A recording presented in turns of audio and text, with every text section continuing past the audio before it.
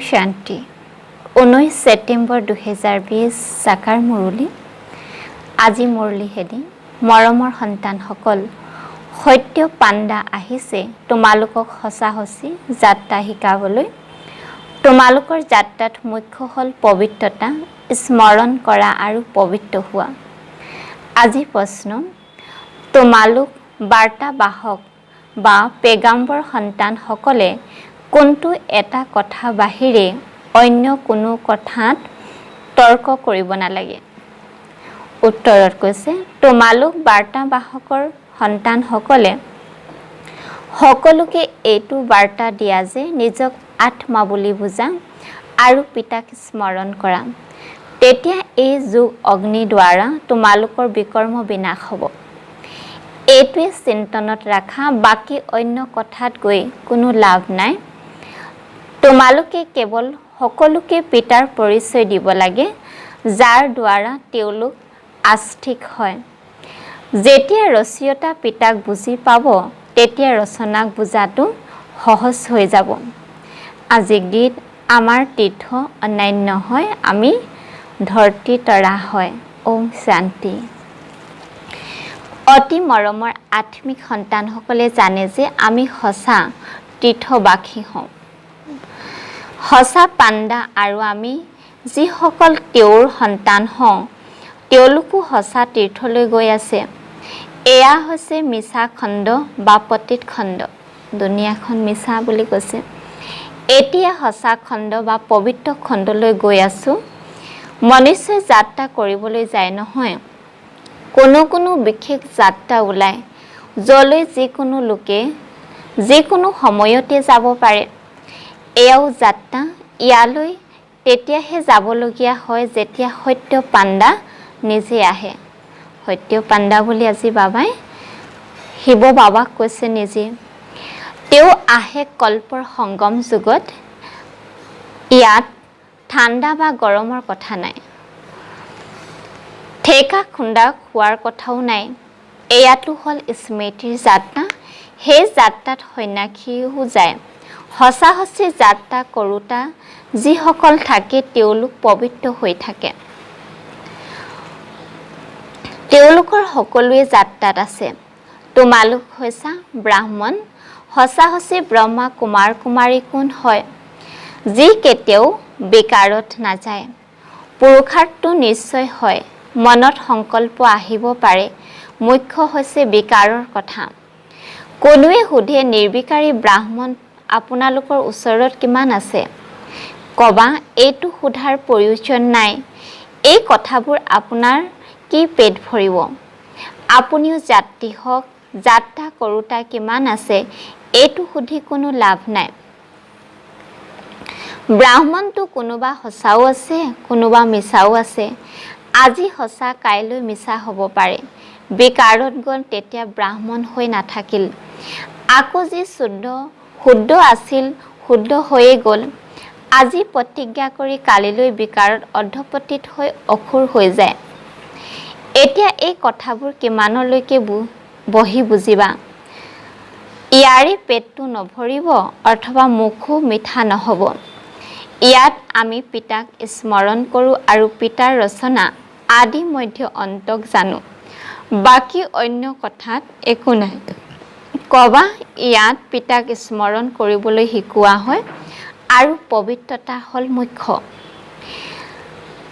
যি আজি পবিত্ৰ হৈ আকৌ অপবিত্ৰ হৈ যায় তেন্তে তেওঁ ব্ৰাহ্মণ হৈ নাথাকিল সেই হিচাপ কিমানলৈকে বহি তোমালোকক শুনাম এনেকৈতো বহুত অৰ্ধপতিত হয় মায়াৰ ধুমুহাত সেইকাৰণে ব্ৰাহ্মণৰ মালা তৈয়াৰ কৰিব নোৱাৰি আমিতো পেগম্বৰ সন্তান সংবাদ দিওঁ বাৰ্তাবাহকৰ সন্তান বাৰ্তা দিওঁ নিজক আত্মা বুলি বুজা আৰু পিতাক স্মৰণ কৰা তেতিয়া এই যুগ অগ্নিৰে বিকৰ্ম বিনাশ হ'ব এইটো চিন্তা ৰাখা বাকী প্ৰশ্নটো মনুষ্যই অনেক সুধিব একমাত্ৰ পিতাৰ বাহিৰে আৰু অন্য কোনো কথাত গ'লে একোৱেই লাভ নাই ইয়াতো এইটো জানিব লাগে যে নাস্তিকৰ পৰা আস্তিক, অনাথৰ পৰা সনাথ কেনেকৈ হ'ব পাৰি। নাস্তিক বুলি বাবাই কাক কৈছে? যিবিলাকে পৰমাত্মাক নাজানে, সঁচা পৰিচয় তেখেতৰ ওচৰত নাই। যাতে প্ৰভুৰ পৰা উত্তৰাধিকাৰ পাব পাৰি এইটো সোধা। বাকীটো সকলো পুৰুষাৰ্থী হয়। বিকাৰৰ কথাতে বহুত অকৃতকাৰ্য হয়।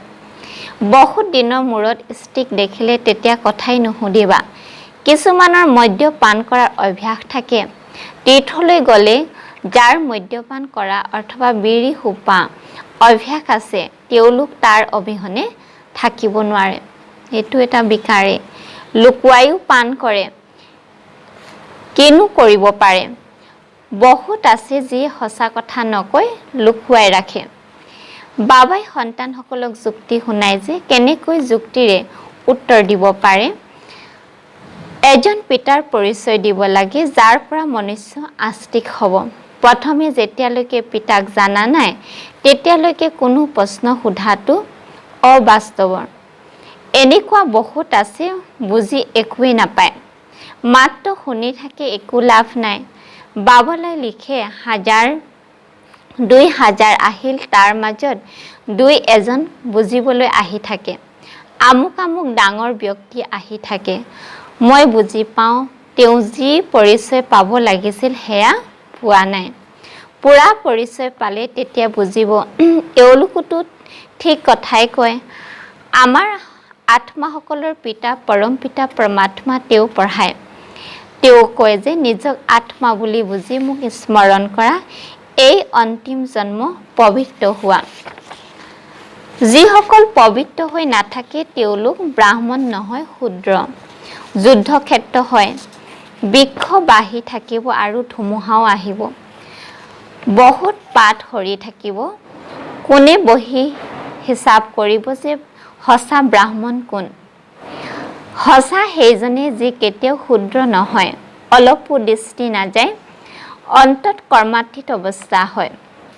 লক্ষ্য বৰ উচ্চ, মনলৈ যাতে নাহে সেইটো অৱস্থা অন্তত হ'বগৈ। এই সময়ত এজনো এইটো অৱস্থা হোৱা নাই। এই সময়ত সকলো পুৰুষাৰ্থী বিকাৰৰ ওপৰত বিজয় প্ৰাপ্ত কৰিবৰ কাৰণে সকলোৱে পুৰুষাৰ্থ কৰি আছে। তল ওপৰ হৈ থাকে। মুখ্য হৈছে এই দুচকুৰ কথা। মই আত্মা হওঁ, এই শৰীৰে ভূমিকা পালন কৰোঁ। এইটো দৃঢ় অভ্যাস হ'ব লাগে। যেতিয়ালৈকে ৰাৱণ ৰাজ্য আছে তেতিয়ালৈকে যুদ্ধ চলি থাকিব। অৰ্থাৎ ৰাৱণত মায়া আহি থাকিব। অন্তত গৈ কৰ্মাতীত অৱস্থা হ'ব। আগলৈ তোমালোকৰ অনুভৱ হ'ব, বুজি গৈ থাকিবা। এতিয়াতো বৃক্ষ বহুত সৰু, ধুমুহা আহে, পাত সৰি পৰে। যি কেঁচা তেওঁ সৰি যায়। প্ৰত্যেকে নিজকে সুধিব লাগে মোৰ অৱস্থা কিমান ভাল। বাকী যি প্ৰশ্ন সুধি থাকে সেইবোৰ কথাত বেছিকৈ যাব নালাগে। কবা আমি পিতাৰ শ্ৰীমতত চলি আছোঁ। সেই বেহদৰ পিতা আহি বেহদৰ সুখ দিয়ে অথবা নতুন সৃষ্টি স্থাপনা কৰে। তাত সুখেই হয়। য'ত মনুষ্য বাস কৰে তাকে সৃষ্টি বুলি কোৱা হয়। নিৰাকাৰী জগতত আত্মাসকল আছে নহয় জানো? এইটো কাৰো বুদ্ধিত নাই যে আত্মা কেনেকুৱা বিন্দু হয়। এইটো প্ৰথমে কোনো নতুনক বুজাব নালাগে। পোন প্ৰথমেতো বুজাব লাগে বেহদৰ পিতাই বেহদৰ উত্তৰাধিকাৰ দিয়ে। ভাৰত পাৱন আছিল, এতিয়া পতিত। কলি যুগৰ পাছত আকৌ সত্য যুগ আহিব। বিকে বাহিৰে অন্য কোনেও বুজাব নোৱাৰে। এনেকৈ কলি যুগৰ পাছত সত্য যুগ আহিব। সত্য যুগটো আহিব, কিন্তু সত্য যুগতো দেৱী দেৱতাবিলাক থাকে। দেৱী দেৱতা বনিবৰ কাৰণে কেনেদৰে পুৰুষাৰ্থ কৰিব লাগে কোনেও বুজাব নোৱাৰে বুলি কৈছে বাবাই। এয়া হ'ল নতুন ৰচনা। পিতাই পঢ়াই আছে, এই বুজনি বুদ্ধিত ৰাখিব লাগে। কোনো জটিল কথা নহয়, কিন্তু মায়াই পাহৰাই দিয়ে, বিকৰ্ম কৰাই দিয়ে। আধা কল্পৰ পৰা বিকৰ্ম কৰা অভ্যাস আছে। সেই সকলো আখৰি অভ্যাস নাইকিয়া কৰিব লাগে। বাবাই নিজেই কয় সকলো পুৰুষাৰ্থী। কৰ্মাতীত অৱস্থা পাবলৈ বহুত সময় লাগে। ব্ৰাহ্মণ কেতিয়াও বিকাৰত নাযায়, যুদ্ধ ক্ষেত্ৰত আগবাঢ়ি গৈ গৈ হাৰি যায়। এই প্ৰশ্নবোৰ পৰা একো লাভ নহয়। প্ৰথমে নিজৰ পিতাক স্মৰণ কৰা। আমাক শিৱ বাবাই কল্প আগৰ নিচিনাকৈ আজ্ঞা দিছে যে নিজক আত্মা বুলি বুজি মোক স্মৰণ কৰা। সেয়াই যুদ্ধ হয়। পিতা এজনে কৃষ্ণক পিতা বুলি কোৱা নহয়। কৃষ্ণটো ৰাজকুমাৰ আছিলে, সৰু বাচ্চা। কৃষ্ণ নাম দি দিছে।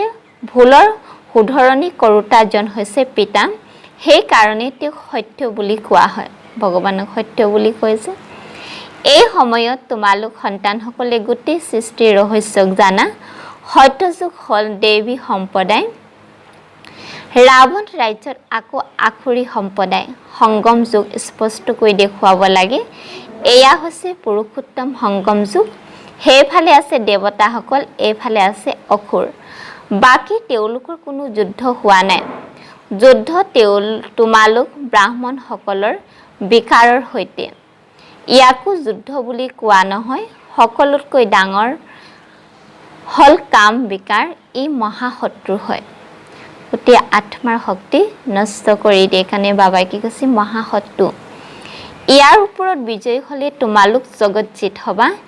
এই বিষৰ কাৰণে অবলাসকল মাৰ খায়। অনেক প্ৰকাৰৰ বিঘিনি আহে। মূল কথা হৈছে পবিত্ৰতা। পুৰুষাৰ্থ কৰোঁতে কৰোঁতে ধুমুহা আহোঁতে আহোঁতে তোমালোক বিজয়ী হৈ যাবা। মায়া ভাগৰি পৰিব। মল্লযুদ্ধত যি পালোৱান থাকে তেওঁ তৎক্ষণাৎ আক্ৰমণৰ মুখামুখি হৈ যায়। তেওঁলোকৰ ধান্দাই হৈছে ভালদৰে যুঁজি বিজয়ী হোৱা। পালোৱানৰ বহুত নাম হয়, পুৰস্কাৰ পায়। তোমালোকৰতো এয়া হ'ল গুপ্ত কথা। তোমালোকে জানা আমি আত্মাসকল পবিত্ৰ আছিলোঁ। যেতিয়া পৰম ধামত আছিলোঁ পবিত্ৰ আছিলোঁ। সত্য ত্ৰেতা যুগতো পবিত্ৰ আছিলোঁ। দ্বাপৰ যুগৰ পৰা অপবিত্ৰ হ'বলৈ ষ্টাৰ্ট হৈ গ'ল, কাৰণ বিকাৰ আহিলে। এতিয়া অপবিত্ৰ হ'লেও পুনৰ পবিত্ৰ হ'ব লাগে। এইটো বাৰ্তা সকলোকে দিব লাগে। আৰু কোনোবাই যদি প্ৰশ্ন সোধে তোমালোকে সেই কথাবোৰত যাব নালাগে। তোমালোক হৈছে আত্মিক পাণ্ডা। আমাক আত্মাসকলক পিতাই জ্ঞানেৰে ভৰপূৰ কৰিছিল। পাছত পালব্ধ পালোঁ, জ্ঞান শেষ হৈ গ'ল। এতিয়া পুনৰ বাবাই জ্ঞানেৰে ভৰপূৰ কৰি আছে। বাকী নিচাত থাকা। কবা পিতা বাৰ্তা দিওঁ যে পিতাক স্মৰণ কৰা, তেতিয়া কল্যাণ হ'ব। তোমালোকৰ ধান্দাই হৈছে আত্মিক। প্ৰথম কথা হ'ল পিতাক জনাটো। পিতাইহে জ্ঞানৰ সাগৰ।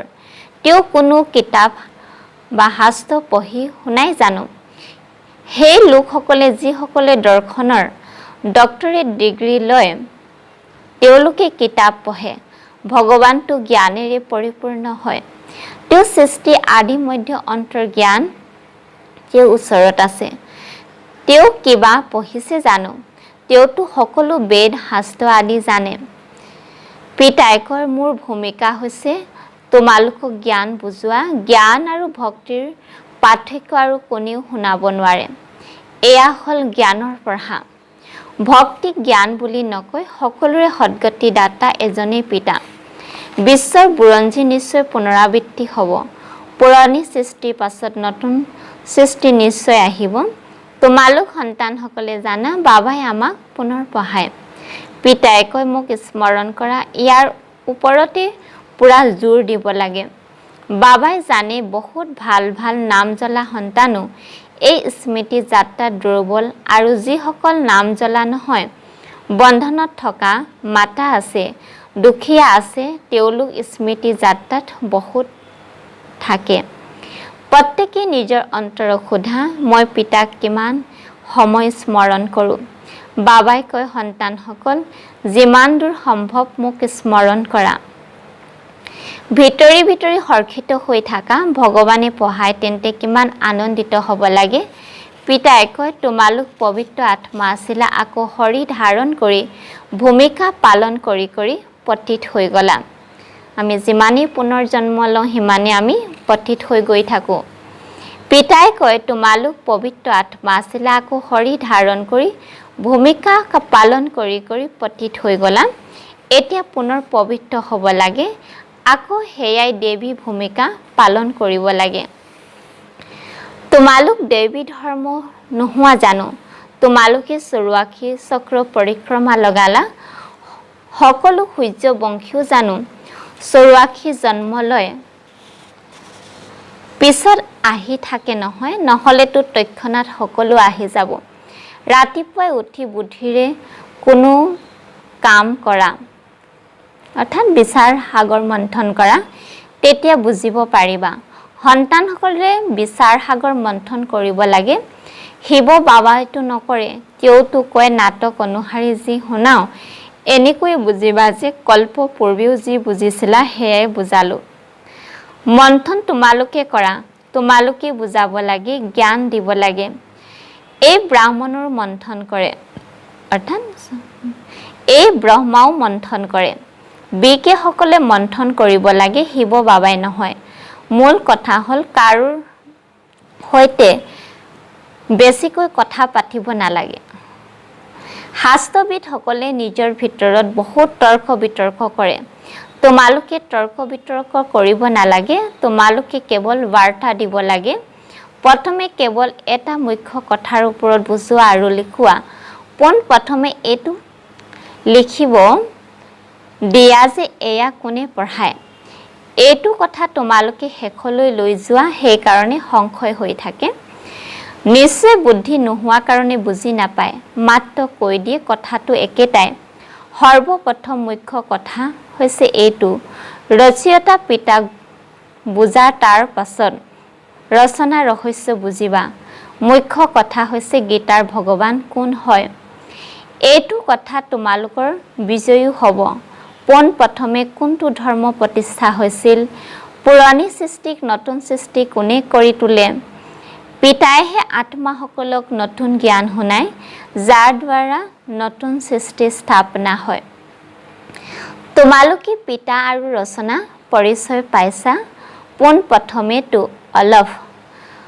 ওপৰত দৃঢ় কৰোৱা তেতিয়া বে বাদশাহী আছে পিতাৰ পৰাহে উত্তৰাধিকাৰ পোৱা যায় পিতাক জানিলে আৰু উত্তৰাধিকাৰ অধিকাৰী হ'ল সন্তানে জন্ম লয় মাক পিতাকক দেখিলে আৰু বজ দৃঢ় হৈ যায় মাক পিতাকৰ বাহিৰে কাৰো ওচৰলৈ নাযাবই কাৰণ মাকৰ পৰা গাখীৰ পায় এও জ্ঞানৰ ৰূপী গাখীৰ পোৱা মাতা পিতা আছে নহয় জানো এয়া অতি সূক্ষ্ম কথা সোনকালে কোনেও বুজিব নোৱাৰে ভাল বাৰু অতি মৰমৰ কল্পৰ পাছত পুনৰাই লগ পোৱা সন্তানসকলৰ প্ৰতি মাতা পিতা বাপ দাদা স্নেহপূৰ্ণ স্মৰণ আৰু সুপ্ৰভাত আত্মিক পিতাৰ আত্মিক সন্তানসকলক নমস্কাৰ ধাৰণাৰ বাবে মুখ্য সাৰ সঁচা পবিত্ৰ ব্ৰাহ্মণ হ'ব লাগে কেতিয়াও মনটো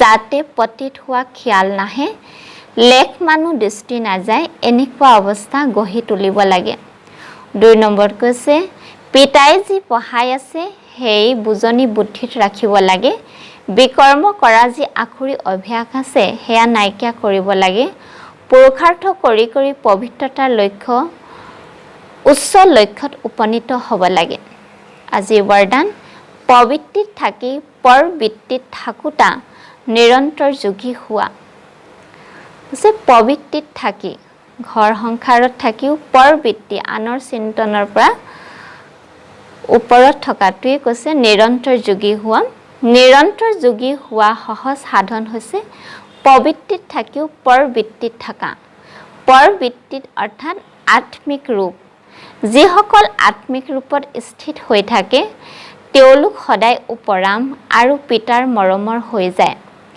যিয়ে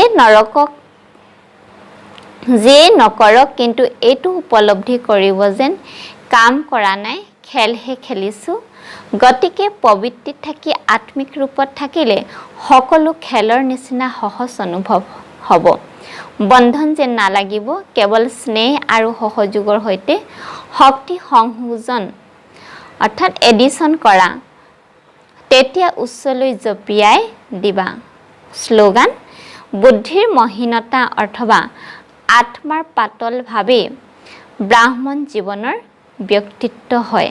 ওম শান্তি।